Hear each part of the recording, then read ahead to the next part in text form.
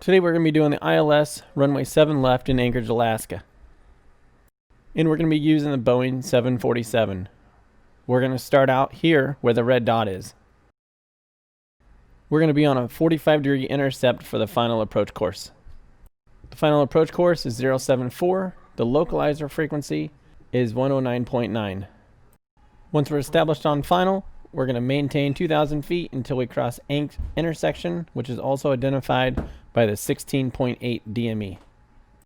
After Ankh waypoint, we can stay at 2,000 feet because the next altitude is between 3,000 and 1,600.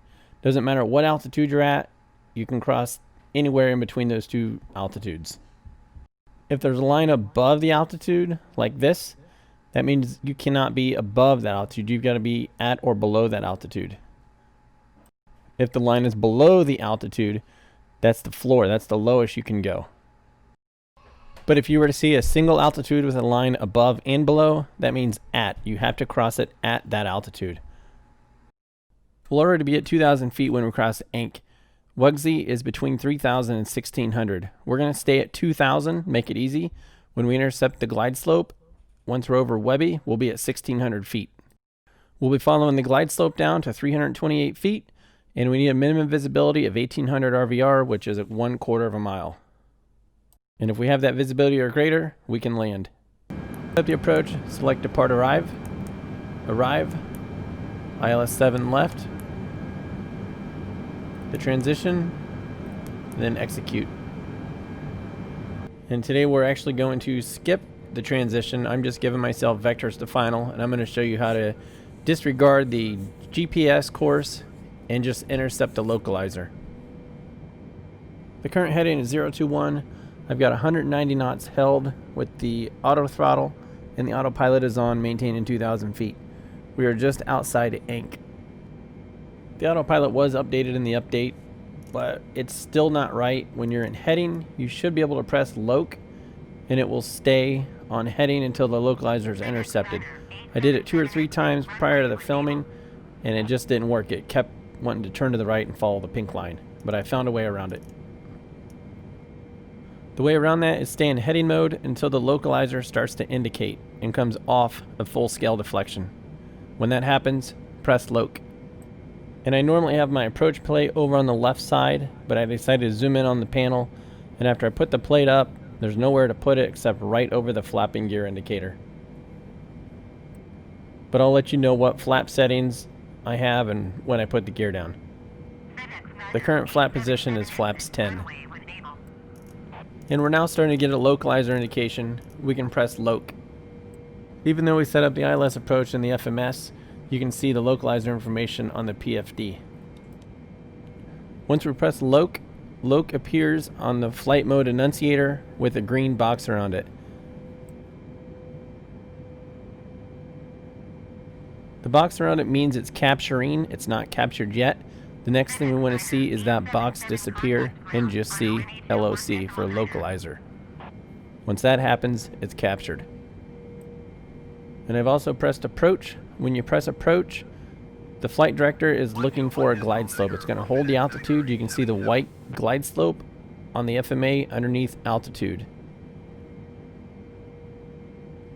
And as the airplane corrects to the left, you can see the box around loc go away.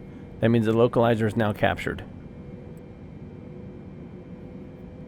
We're currently inside Ankh intersection. We know that because we can see the DME is 15.2 and Ankh is 16.8. I also just selected flaps 20 and also adjusted the speed to 176. Every time we move flaps, the ref moves. All I'm doing is holding ref plus 10. So anytime I add flaps, I'm going to adjust my speed. As we approach Weggy intersection at 12.4 DME, we're going to stay at 2,000. Like we said earlier, we have to cross Weggy between 3,000 and 1,600.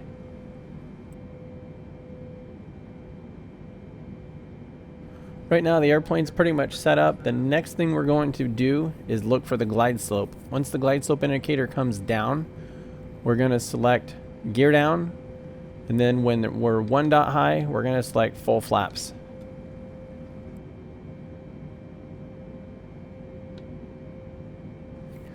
And one thing not related to the approach, I do have auto brakes set at 2. You can't see them, they're behind that approach plate. But when we touch down with auto brakes, we're not going to use the brakes. The auto brake system will slow the airplane down by itself. And when we get closer to the ground, I will remove the approach plate and get it out of the way. I'm just going to fast forward us until the glide slope starts to come down.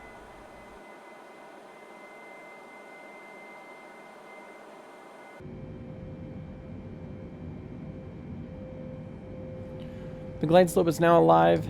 We can select gear down. After the gear's down, we can select full flaps. And prior to glide slope intercept, one thing we want to make sure we see, and we looked earlier, is the white glide slope that's armed, and make sure that goes up to where ALT is when the glide slope intercepts.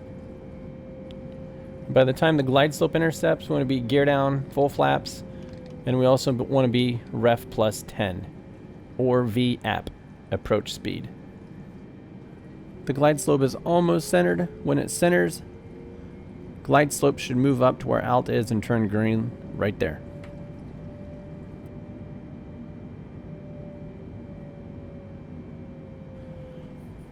Now that the glide slope is captured, we can set the missed approach altitude 3000 in the altitude selector.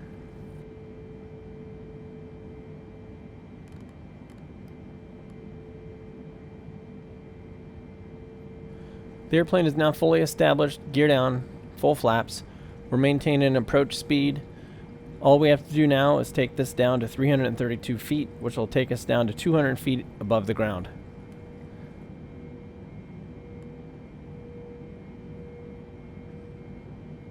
Okay, we're now 1,000 feet until minimums. I'm going to take the approach plate away. We're going down to 332 feet. We can now see the runway in front of us. You can see runway 7 left and 7 right. We're going to leave the autopilot on until we get a little bit closer to the ground. The autopilot's going to do a wonderful job at keeping us where we need to be. And we can just monitor.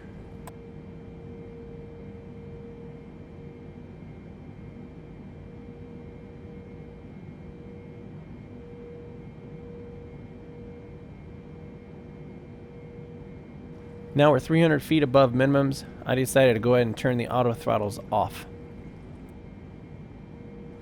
We're at 300 feet above minimums. We do have the runway at 12 o'clock. We are going to continue and land. And I've just turned the autopilot off, and now I'm flying manually, throttle, and flight controls. And remember from earlier, I set the auto brakes to 2, so when we touch down, don't touch brakes. It'll stop by itself. For landing, auto brakes have positions 1 through 4. Information about that will be coming in another video soon. And you can see we are a little bit fast, just above ref. We went across the threshold at 50 feet at ref.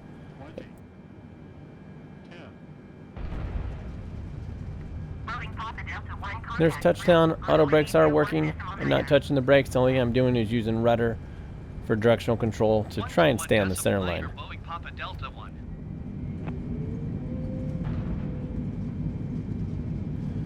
And that's it. Be sure to like and subscribe. Thank you for watching.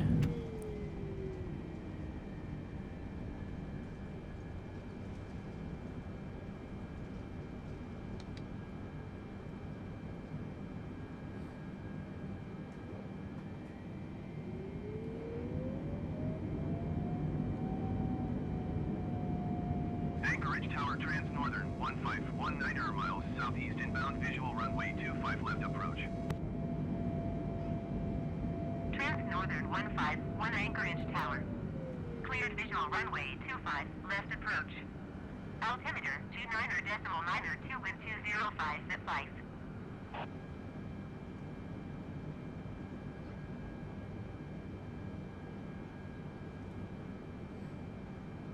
Cleared visual runway 25 left approach Trans-Northern 151.